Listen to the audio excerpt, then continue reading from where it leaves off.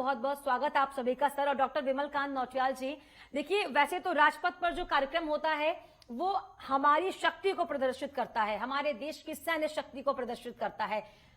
बहुत भव्य ये कार्यक्रम होता है, हर साल हम देखते हैं, लेकिन इस साल ये कार्यक्रम कई मायनों में अलग था। आप इसको कैसे देखते हैं?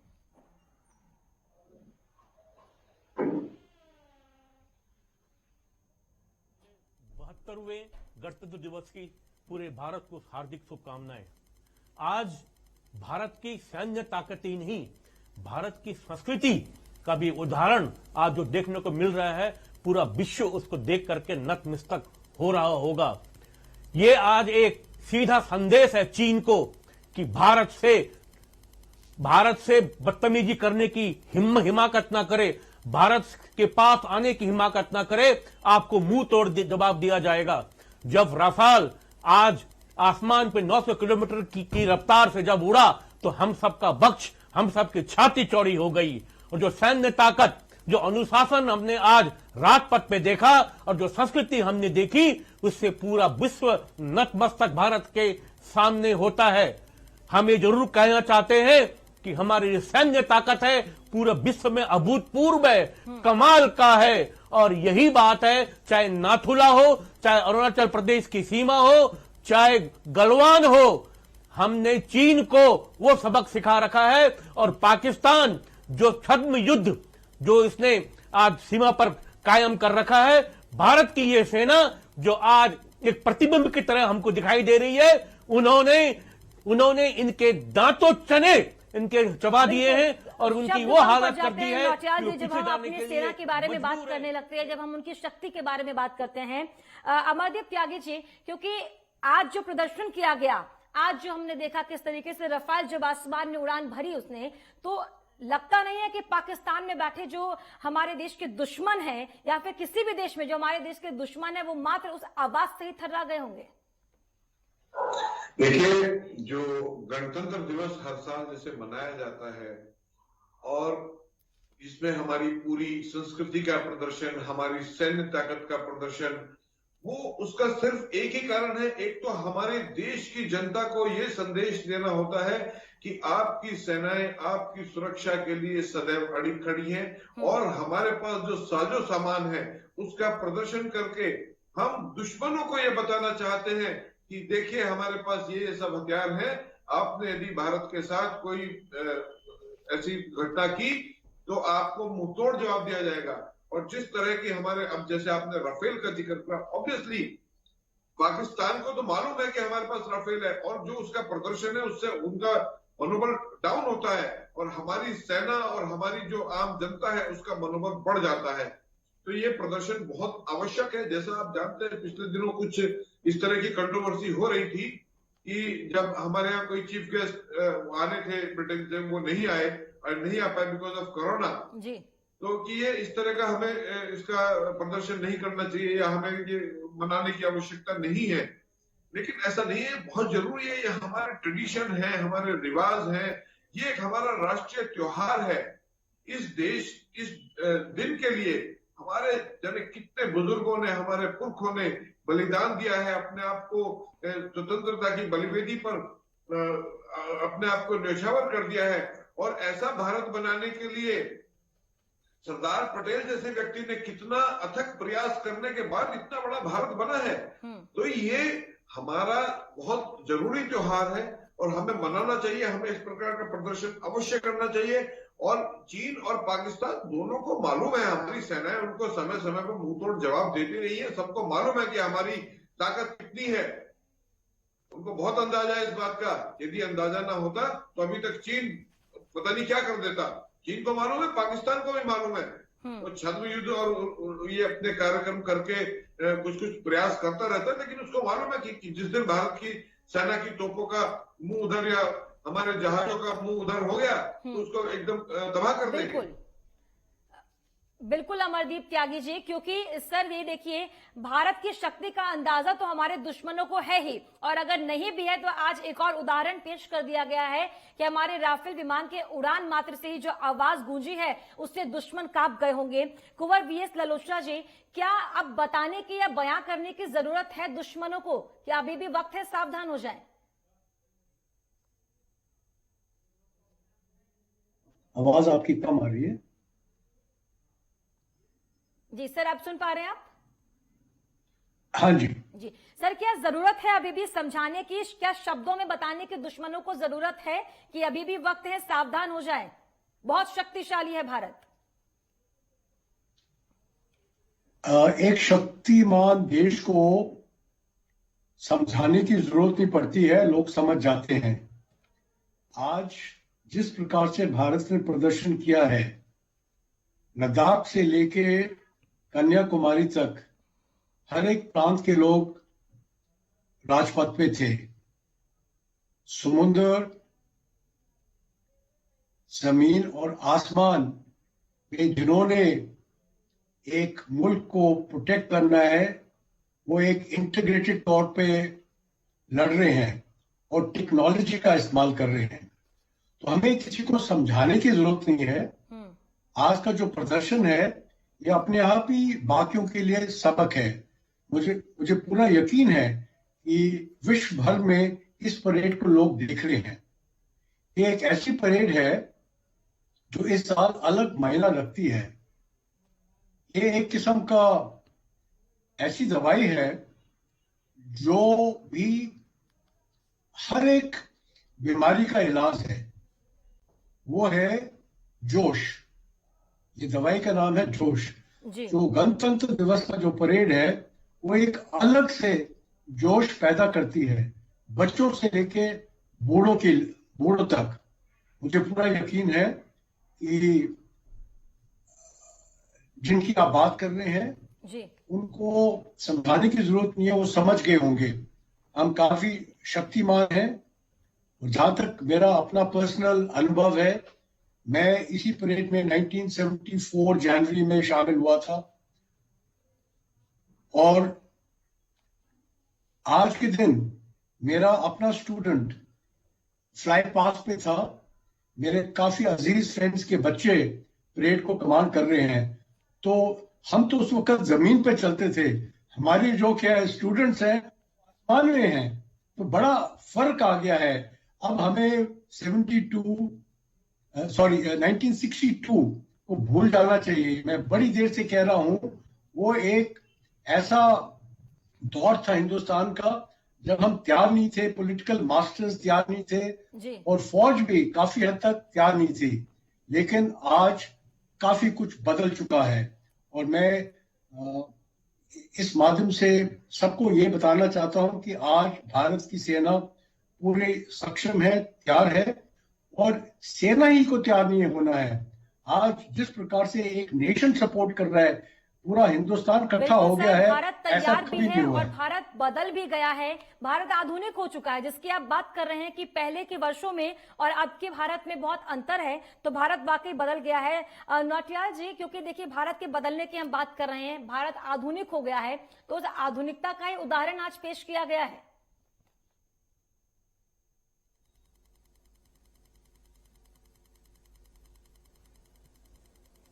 सर, आपको आवाज मिल पा रही है?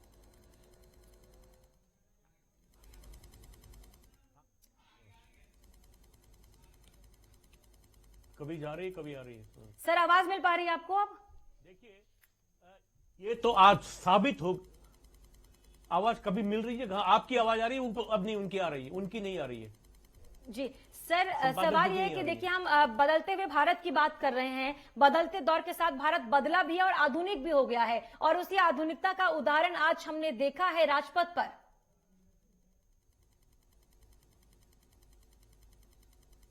देखिए, बिल्कुल सही, इसमें कोई दो राय नहीं। कोरोना को मात देकर, कोरोना से बचने के लिए वैक्सीन तैयार करके, जो आज हमारी सैन्य शक्ति, जो हमारी संस्कृति की झलक जो आज पूरा भारत देख रहा है, हमें उन सैनिकों को सलाम करना चाहिए, उन भारतवासियों को सलाम करना चाहिए जिन्होंने सारे बुरे दिन देखकर, सारे बुरे दिनों को मात देकर अपनी सैन्य शक्ति बढ़ाई, अपने देश की संस्कृति को मजबूत रखा और चाइना और पाकिस्तान को यह दिखा दिया कि हम मुसीबतों में भी तुम्हारा सामना कर सकते हैं और तुम्हें हम वो चोट पहुंचा सकते हैं जो तुम्हारे साथ उससे नहीं भूलेंगे। इसलिए आज भारत बहुत मजबूत है, पूरे विश्व में भारत का मान सम्मान है, सैन्य ताकत हमारी 10 गुना बढ़ गई है। चाहे आकाश हो, चाहे थल हो, चाहे जल हो, हमारी ताकत अभूतपूर्व है। जब राफेल 900 किलोमीटर पर आकाश में जब गरजा तो पाकिस्तान और चाइना हिल गया होगा। जब ग्लोब मास्टर और सुखोई ने जब ऊपर फ्लाई पास्ट किया तो पूरा विश्व देख रहा होगा। आज पूरा भारत इन सैनिकों के प्रति नतमस्तक है, उस नेतृत्व के प्रति नतमस्तक है, उन सेनानियों के प्रति नतमस्तक है, उन शहीदों को सलाम करता है जिन्होंने अपना कल देकर के आज हमारा हाथ सुरक्षित किया है और जो इस 26 जनवरी की परेड में परिलक्षित हो रहा है। बिल्कुल, और इसका साक्षी न सिर्फ भारत है सर, बल्कि पूरा विश्व भी है। अमरदीप त्यागी जी, हम लगातार बात कर रहे हैं कि विश्व ये देख रहा है कि भारत कितना ताकतवर है। बांग्लादेश का मार्चिंग दस्ता भी आज शामिल हुआ, इसको आप किस तरीके से देखेंगे? कितनी शक्ति के साथ हमारा देश आगे बढ़ रहा है? देखिए, 71 वॉर का 50वां साल हम मना रहे हैं इस साल में। 2021 में 71 की लड़ाई को 50 साल हो गए।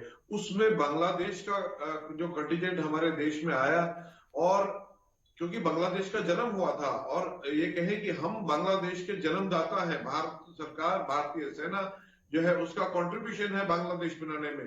तो बांग्लादेश का कंटिजेंट भारत में आना ये एक बहुत बड़ी बात है। बांग्लादेश का सहयोग भारत को मिलता रहे और भारत का सहयोग बांग्लादेश को मिलता रहे तो ये क्षेत्र जो है वो बहुत उन्नति करेगा। अब रही बात जो भारत की मॉडर्नाइजेशन की, देखिए मॉडर्नाइजेशन में देखो, सेना जो अपना सेना का काम है वो सेना ने करना है, एयरफोर्स का काम है एयरफोर्स ने करना है। लेकिन सबसे बड़ी बात है कि जो भारत सरकार है उसका सेना के प्रति डेडिकेशन और सेना को जो इक्विपमेंट उसको चाहिए वो मुहैया कराना। क्योंकि देखिए 62 में जो हमारी जो चाइना के साथ जो लड़ाई हुई थी और उसमें जो हमारे को हार का मुंह देखना पड़ा था, in spite of best of the fight, हमारी जो जवानों ने जो अपनी बहादुरी दिखाई, जो अपने आप को बर्फ में, जो उनके पास शूज नहीं थे, उनके पास इक्विपमेंट नहीं थे, उनके पास वो हथियार नहीं थे, उसके बावजूद भी अपनी जान को हथेली पर रखकर वो लड़ते रहे। परंतु हम हार क्यों गए? हार के पीछे सबसे बड़ा कारण था क्योंकि उस समय की सरकार हमारी सेना को उस तरह के इक्विपमेंट, उस तरह के हथियार उपलब्ध नहीं करा पाई थी। लेकिन आज की सरकार की जो प्रतिबद्धता है कि अपनी सेना को ऐसे गाजर मूली की तरह मरने के लिए नहीं छोड़ना है, क्योंकि हमारे सैनिक तो बहादुरी से लड़ते हैं, लेकिन जब उसके पास उस तरह का मॉडर्न हथियार नहीं होगा, इक्विपमेंट नहीं होगा, तो how they are going to fight. दूसरा, अभी ऑर्डिनेंस फैक्ट्रीज का भारत में जो हथियारों का मैन्युफैक्चरिंग स्टार्ट करना, वो बहुत बड़ी बात है। उससे क्या होता है कि हम वेपन्स के लिए दूसरे देश पे डिपेंड है, हमारा एक तो खर्च उस पर ज्यादा हो रहा है। सेकेंडली, वो यदि लड़ाई के समय में या कभी भी अपना हाथ पीछे खींच लेता है तो हम एक हताशा की स्थिति में आ जाते हैं। बिल्कुल। तो इसके लिए मैं सरकार का भी बहुत बहुत धन्यवाद करता हूं, आभारी हूं, और मैं कहूंगा कि आने वाले समय में भी आने वाली सरकारें इस चीज का ध्यान रखेंगी कि भारत रक्षा के क्षेत्र में, खाद्यान्नों के क्षेत्र में आत्मनिर्भर बने। क्योंकि हथियार और खाना सेना के लिए चाहिए, साथ साथ आम जनता को भी जरूरी है। तो उसमें आत्मनिर्भर होने से भारत जो है सुदृढ़ बनेगा और आज विकासशील है, कल विकसित देश बनेगा, और विश्व गुरु बनने के कोई कारण नहीं है कि भारत विश्व गुरु ना बने।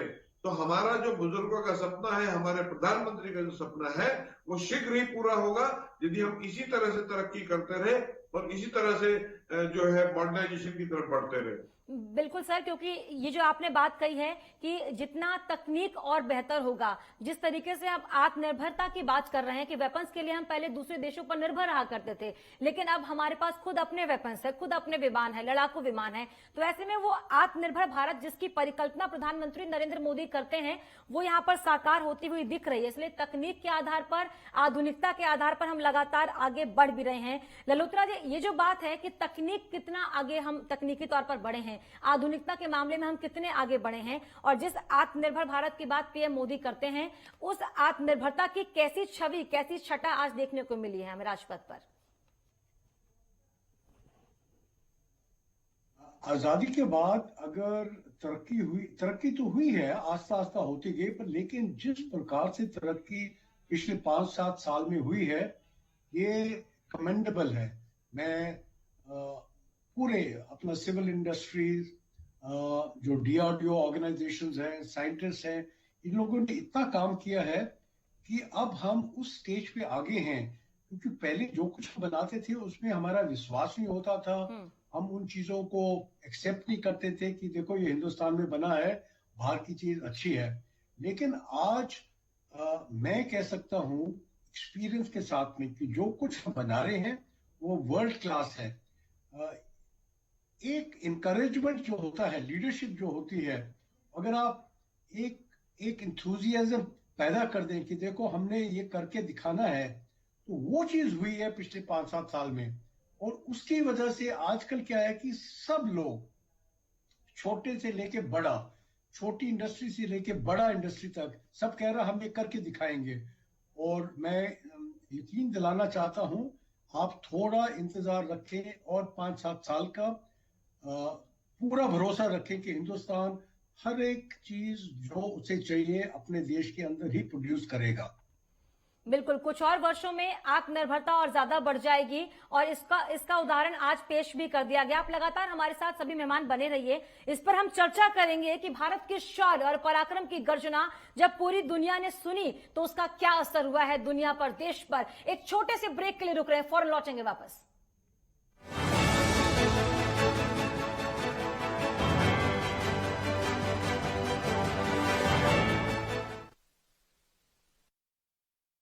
भीमताल क्षेत्र की सम्मानित जनता को गणतंत्र दिवस की ढेर सारी शुभकामनाएं एवं बधाइयाँ।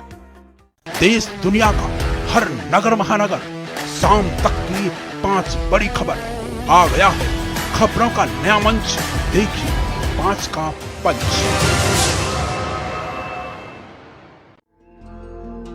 इंडिया ग्लाइकोल्स लिमिटेड परिवार की ओर से समस्त देश और प्रदेश वासियों को गणतंत्र दिवस की हार्दिक शुभकामनाएं। कोरोना संक्रमण से बचने के लिए सैनिटाइजर का प्रयोग करें। India glycols limited, Kashipur.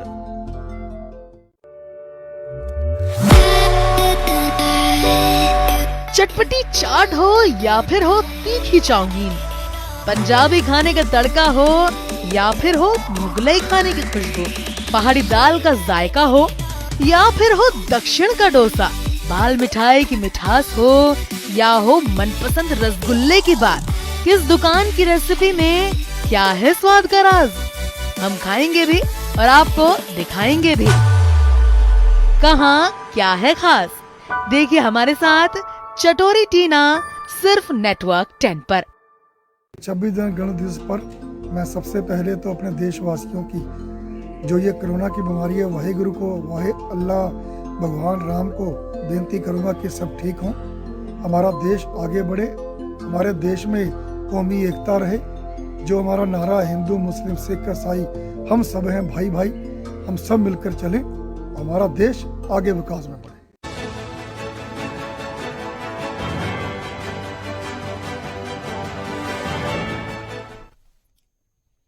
और ब्रेक के बाद एक बार फिर आप सभी का स्वागत है। लगातार चर्चा हम आज ये कर रहे हैं कि राजपथ पर जो तस्वीर आज हमें देखने को मिली है, राजपथ पर जो सैन्य शक्ति आज हमें देखने को मिली है, वो शक्ति अपने आप में क्या दर्शा रही है, क्या बयां कर रही है। तमाम मेहमान लगातार हमारे साथ जुड़े हुए हैं और डॉक्टर विमलकांत नौटियाल जी, आज की जो तस्वीर थी वो अपने आप में बहुत कुछ बयां कर रही थी। अपाचे, राफेल, चिनूक की अगर हम बात करें तो ये ऐसे विमान हैं जो अपने आप में ये दिखा रहे थे कि भारत की सैन्य शक्ति कितनी ज्यादा है। और ये जो फॉर्मेशंस किए गए थे, इस फॉर्मेशंस के बारे में आप हमें बताएं कि ये कितना महत्वपूर्ण, कितना मुश्किल होता है कि आप हवा में हैं और आप उस समय भी अनुशासन को बनाए रख रहे हैं।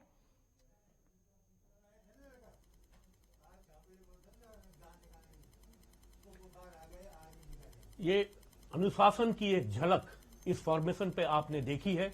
इससे ये मालूम पड़ता है कि हमारी जो आकाश की शक्ति है, हमारी जो क्षितिज की शक्ति है, वो अभूतपूर्व है। जिस तरह फॉर्मेशन पे ये हवाई जहाज उड़ते हैं, विशेषकर आपने ग्लोब मास्टर G-17 सुखोई और MiG-29 के साथ उड़ते हुए देखा, जब इनको गरजते हुए देखा तो आपको मालूम पड़ गया होगा इनको उड़ाने वाले जो हमारे पायलट हैं, जो मैन बिहाइंड द मशीन है, वो कितने दुर्लभ, कितने अभूतपूर्व और कितनी बढ़िया प्रशिक्षित हैं। दूसरी बात, एक संदेश हमारे पड़ोसी देशों को जा रहा है कि भारत पे आंख तरोड़ोगे तो तुम्हारी आंखें निकाल दी जाएंगी। और इसी ताकत का एक उदाहरण है कि चाइना और पाकिस्तान अपना बिल में घुस करके बैठे हुए हैं। हमारे सामने थोड़ा बहुत खड़े तो हैं, पर इनकी हिम्मत नहीं हो रही है कि हम पर आंखें तरेर सके। दूसरी बात, इस परेड में, झांकियों में और यहाँ की सैन्य शक्ति में और परेड में जब हमने युवाओं का बढ़चढ़ हिस्सा देखा तो ये दिमाग में आ गया कि ये देश आने वाली पीढ़ी और आने वाली युवाओं पर सुरक्षित है। भारत बहुत धैर्यवान देश है। भारत संस्कृत की परंपराओं पर चलने वाला देश है। भारत संस्कारों वाला देश है। भारत किसी को छेड़ता नहीं। अगर भारत किसी को छेड़ता है तो यह दुश्मनों, ये पाकिस्तान चाइना, देख लो हमारी ताकत आज आसमान से लेकर पानी तक और जल तक और थल तक, कि हम आपको नाश्ते नाबूद कर देंगे अगर आपने हम पर आंखें तरीरी। और ये जो झलकियां जम्मू कश्मीर से लेकर कन्याकुमारी तक जो आज हमने देखा है, इससे ये मालूम पड़ता है कि भारत एक है, भारत की एकता में दम है, भारतीय एक है, भारतवासी एक ही बात को जानते हैं, राष्ट्र देवो भव। और आज राजपथ में पूरी तरह बिल्कुल पारदर्शित हुआ तस्वीर दिखाई आज दी। राजपथ पर देखी भी गई है। आपने धैर्य की बात की, अमरदीप त्यागी जी, धैर्य तो भारत रखता है, धैर्यशील है, लेकिन इंस्टेंट रिएक्शन, इंस्टेंट डिसीजन जो लेना होता है वो भी भारत लेता है। और इसका जीता जागता उदाहरण है एयर स्ट्राइक किया हमने, घर में घुसकर मारा है। जी देखिए, मैं ये कहूंगा कि हमारे धैर्य को हमारी कमजोरी ना समझे। बिल्कुल। जिस प्रकार आप जानते हैं कि जब रामचंद्र जी लंका विजय के लिए जा रहे थे और समुद्र रास्ता नहीं दे रहा, तो 3 दिन तक रामचंद्र जी ने उसका इंतजार किया। लेकिन जब वो रास्ता देने के लिए तैयार नहीं हुआ, तब रामचंद्र जी ने अग्नि बाण निकाल के उसको सुखा देने का एक जैसे ही एक्शन किया तो समुद्र तभी घुटनों पे आ गया। उसी प्रकार से हम बार बार पाकिस्तान को, चीन को, जैसे चीन के साथ इतने दिनों तक वार्ता चली, सब कुछ हुआ, बातचीत किया, भारत ने कहा कि भैया यदि रास्ता निकाल सकते हैं तो सिर्फ बातचीत के जरिए, क्योंकि यदि युद्ध भी हो गया तो भी आखिर में बातचीत के जरिए ही रास्ता निकलेगा और कोई सोल्यूशन नहीं है। तो उतना धैर्य हम रखते हैं। लेकिन जैसे चाइना के पहले क्या करते थे, चाइनीज पहले आके बैठ जाते थे, लेकिन इस बार जब हमारी जो पेंगोंग लेक के आसपास जो हमारी पहाड़ियां हैं, और जैसे ही हमारी सेना को पता चला कि चाइना ये एक्शन कर रहा है, भारत की सेना ने तुरंत एक्शन करके और उनको जो है उनसे पहले उन चोटियों पर आके बैठ गए। और जब उन्होंने देखा कि ये तो पहले से बैठे हुए, तो वो वहीं रुक गए। तो कहने का तात्पर्य यह है कि धैर्य एक सीमा तक होता है, हमेशा धैर्य नहीं बना सकते हम। जीवन भर धैर्य धैर्य धैर्य कब तक रखेंगे धैर्य? तो इसका उदाहरण जैसे हमारी वायुसेना ने एयर स्ट्राइक करके जो पाकिस्तान के जो अंदर जो आतंकवादियों के अड्डे थे, ट्रेनिंग सेंटर्स थे, उनको तबाह किया। तो अब धैर्य का सवाल नहीं उठता। बहुत हो गया धैर्य, पिछले 70 सालों से, पता नहीं कितने हजार सालों से, मैं तो ये कहूंगा हजारों सालों से भारत ने धैर्य रखा हुआ था। उस धैर्य का ही परिणाम है कि हमारे ऊपर कभी तो अलेक्जेंडर, कभी बाबर, कभी मोहम्मद बिन कासिम, कभी चंगेज खान, और पता नहीं किस किस ने आक्रमण किया, अंग्रेजों ने आके यहाँ पे कब्जा कर लिया। सिर्फ यह हमारी धैर्यता और सहिष्णुता का ही परिणाम रहा। तो अब धैर्य नहीं होगा। जो हमारी तरफ आंख निकालेगा या हमारी तरफ हाथ बढ़ाएगा, वो हाथ काट दिया जाएगा, वो आंखें निकाल ली जाएंगी, जो पैर आगे बढ़ेगा वो पैर तोड़ दिए जाएंगे। ये हमारे हर भारतीय का संकल्प है, हमारी देश की सरकार का संकल्प है, हमारी सेना का संकल्प है। तो अब ये धैर्य बहुत हो चुका है। इतने दिनों से धैर्य ही दिखा रहे थे, आगे धैर्य नहीं दिखाया जा सकता। बिल्कुल, हम धैर्यशील हैं, इस बात का भी हमने उदाहरण पेश किया है। लेकिन अगर जो हमसे टकराएगा उसको हम उसी की भाषा में जवाब देंगे। दुश्मन जिस भाषा में समझना चाहेगा उसी भाषा में उसे जवाब दिया जाएगा। वीएस ललोत्रा जी, हम देखिए बात कर रहे हैं अपने भारतीय सेना की, और खासतौर पर जब हम बात करते हैं कि सैन्य शक्ति की, हमारी जो सेना है वो किसी परिस्थितियों के मोहताज नहीं है। चाहे वो गलवान में लगातार डटे रहने की बात हो, सियाचिन में डटे रहने की बात हो, चाहे वो रेगिस्तान में डटे रहने की बात हो, हमारे देश की सेना हर परिस्थिति में ढल जाती है, हर परिस्थिति में देश की रक्षा करती है। इस बात को दुश्मन समझ ले कि बहुत ताकतवर है, बहुत मजबूत है भारतीय सेना। बिल्कुल ठीक, आपने जो कहा बिल्कुल ठीक है, क्योंकि अब हमारी जो सेना है ये 1962 के बनस्पत बहुत ट्रेंड है, वेल इक्विप्ड है, वेल लेड है, वेल आर्म्ड है। मुझे याद है कि जब मैं वहां पर था 1975-76 में लद्दाख में, इसी इलाके में गलवान और पेंगोंग त्सो के एरिया में, उस वक्त क्या है कि राशन आएगा नहीं आएगा, एमुनेशन कैसे आएगा, ये चीजें बड़ी प्लान करनी पड़ती थी, क्योंकि रास्ते बंद होते थे, हवाई जहाज इतने नहीं थे, क्वालिटी भी इतनी अच्छी नहीं थी। मैं आपको यकीन दिलाना चाहता हूं कि आज की डेट के ऊपर हर एक चीज एक जवान को ऑन द फ्रंट मुहैया होती है, और जवान और सीनियर ऑफिसर्स एक गुट होके इकट्ठे प्लानिंग करते हैं और इकट्ठे लड़ते हैं। लीडरशिप एक बड़ी इंपॉर्टेंट क्वालिटी होती है ऐसी स्थितियों में, और जो हमारी टॉप लीडरशिप है आर्मी की, एयरफोर्स की, नेवी की, बहुत अच्छी है। और अभी हम एक इंटीग्रेटेड तरीके से लड़ रहे हैं। अब क्या है, इंटीग्रेटेड स्टाफ हो गया है, एक CDS हो गया है, और क्या है कि अब एक शक्ति सिर्फ चाइना के साथ नहीं लड़ेगी कि आर्मी ही लड़ेगी, क्योंकि पहाड़ का इलाका है। अब लड़ाई गलवान में होगी, लेकिन उसका असर समुद्र में भी होगा, आसमान से भी होगा।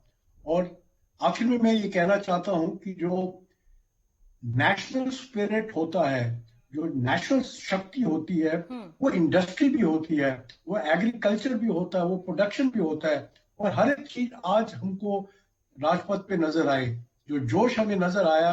मुझे पूरा यकीन है कि जवान भी इस चीज को देख रहे होंगे कि जबकि विश्व भर कोरोना से लड़ रहा है, हिंदुस्तान फख्र के साथ अपना 72वां गणतंत्र दिवस ऐसे मना रहा है जैसे कुछ नहीं हुआ है।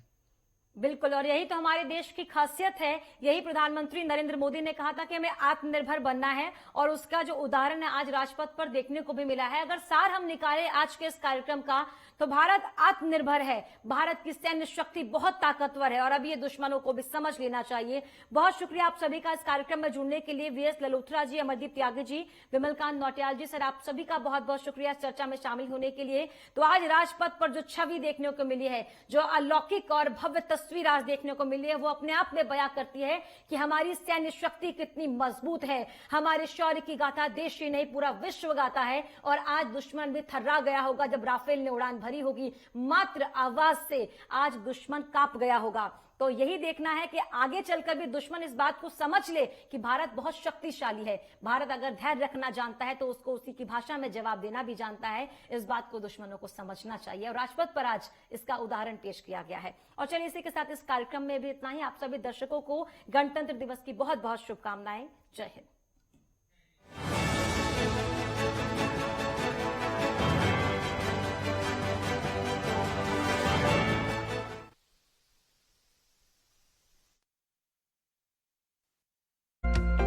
विधायक 155 शाहाबाद विधानसभा हरदोई उत्तर प्रदेश से रजनी तिवारी की तरफ से आप सभी को गणतंत्र दिवस की हार्दिक शुभकामनाएं।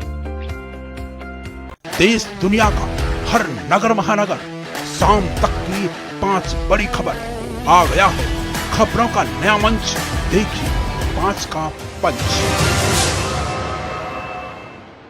जिला पंचायत सदस्य जनपद अलीगढ़ से हरि किशन सूर्यवंशी की तरफ से आप सभी को गणतंत्र दिवस की हार्दिक शुभकामनाएं।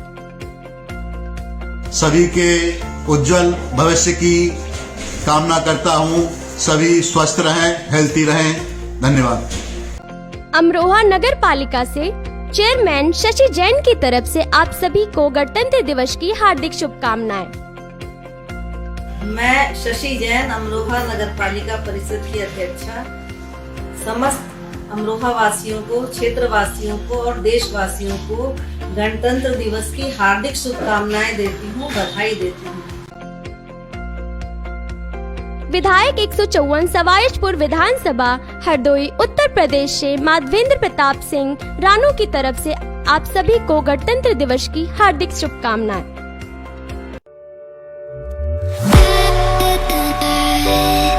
चटपटी चाट हो या फिर हो तीखी चाउमीन, पंजाबी खाने का तड़का हो या फिर हो मुगलई खाने की खुशबू, पहाड़ी दाल का जायका हो या फिर हो दक्षिण का डोसा, बाल मिठाई की मिठास हो या हो मनपसंद रसगुल्ले की बात, किस दुकान की रेसिपी में क्या है स्वाद का राज, हम खाएंगे भी और आपको दिखाएंगे भी। कहाँ क्या है खास, देखिए हमारे साथ चटोरी टीना सिर्फ नेटवर्क 10 पर। आगरा जिला महासचिव भारतीय किसान यूनियन राजेश शर्मा की तरफ से आप सभी को गणतंत्र दिवस की हार्दिक शुभकामनाएं। मैं 26 जनवरी गणतंत्र दिवस के पावन पर्व पर सभी देशवासियों को हार्दिक बधाई देता हूं।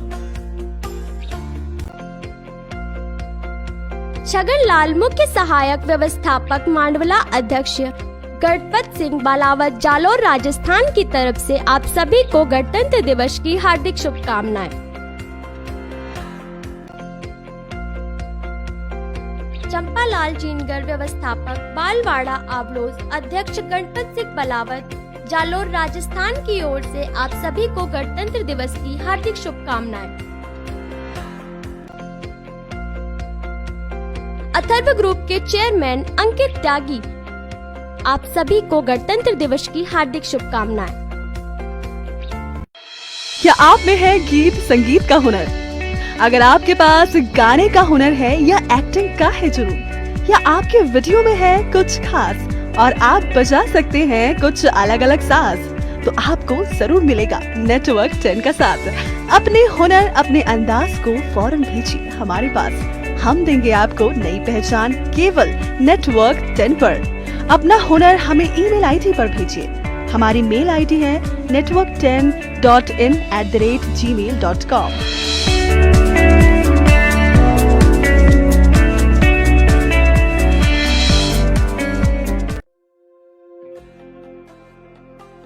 रायबरेली गयासुद्दीन सिद्दीकी जिला पंचायत सदस्य लालगंज द्वितीय की तरफ से सभी क्षेत्रवासियों को गणतंत्र दिवस की हार्दिक शुभकामनाएं।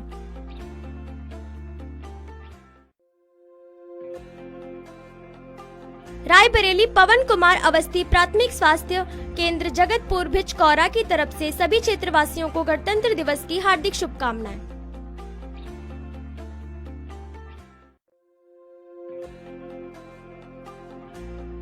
रायबरेली प्रशांत तिवारी समाज सेवी की तरफ से गदागंज क्षेत्र से सभी क्षेत्रवासियों को गणतंत्र दिवस की हार्दिक शुभकामनाएं।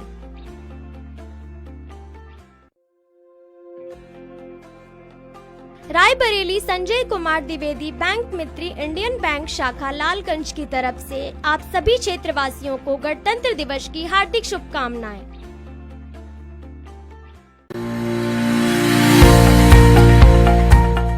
कभी नहीं सोचा था ऐसा जी, न घर वालों ने भी कभी सोचा होगा कि हमारा बेटा राजनीति में जाएगा जी, और न अपने को कल्पना थी कि हम कभी राजनीति में जाएंगे। न जी भर के देखा न कुछ बात की।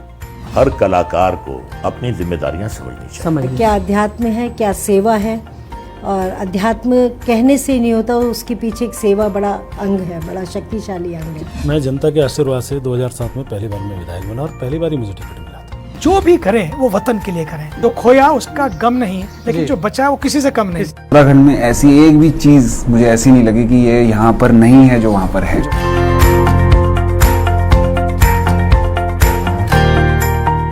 सारा आलम सो जाए तुम मुझे से। अब चाहे रब रूठे या बाबा, यारा मैंने तो हाँ कर। उनको लगता है कि अगर यार कोई घर पे आ गया और ऐसे चले जाए तो धर्म पत्नी डिसाइड कर देती है कि कहाँ जाना है। जो पत्नी है वो तो आपकी अर्धांगिनी है, आपके सुख दुख की साथी है।